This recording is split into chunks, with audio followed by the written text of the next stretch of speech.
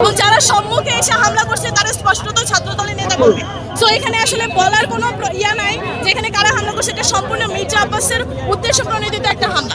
Devil হান্টের যে জুলাই পরবর্তী সময়ে যে আওয়ামী লীগ এবং বিভিন্ন ধরনের সন্ত্রাসীদের ধরার জন্য যে ডেভিল হান্ট কর্মসূচি দেওয়া হয়েছিল, আমার মনে হয় না এখন পর্যন্ত সেরকম এফেক্টিভ কোনো রেজাল্ট এই ডেভিল হান্ট নিয়ে আসতে পারছে। কারণ এখনো বিভিন্ন জায়গায় যে লীগের দোসর যারা আছে, তারপর বিভিন্ন জায়গায় বড় বড় চাঁদাবাজ সন্ত্রাসীরা তারা কিন্তু তাদের কার্যক্রম চালায় যাচ্ছে। তো এই যে এই কর্মসূচিটা অ্যাকচুয়ালি কতটুকু ভ্যালিড, এটা কিন্তু কোয়েশ্চেন থেকে যায়। আমরা এটার কোনো সুষ্ঠু রেজাল্ট দেখতেছি না। আগামী নির্বাচনটা আপনি আসলে কিভাবে দেখছেন? আগামী নির্বাচন এই যে নির্বাচন আর কয়েকদিন, মাত্র 2 সপ্তাহের মতো বাকি আছে নির্বাচনে, কিন্তু এই নির্বাচনের আগে আপনারা দেখছেন গতকালকে আমাদের ঢাকায় যে আরিফ আদবিদ ভাই, যিনি হচ্ছে এনসিপির মনোনয়নপ্রাপ্ত আরেকজন ক্যান্ডিডেট, ওনার উপরে হামলা হয়েছে।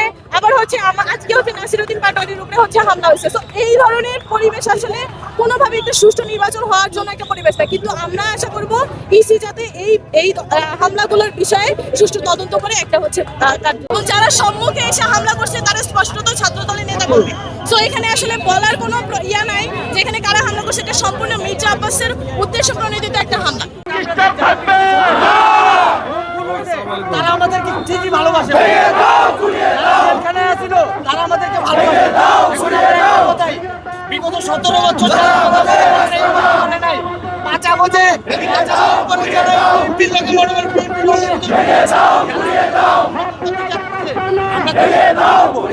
আর আমাদের প্রবাসীদের ভাইকে যারা অপমান করতেছে, এই প্রবাসী ভাইরা এই বাংলাদেশ চালায়।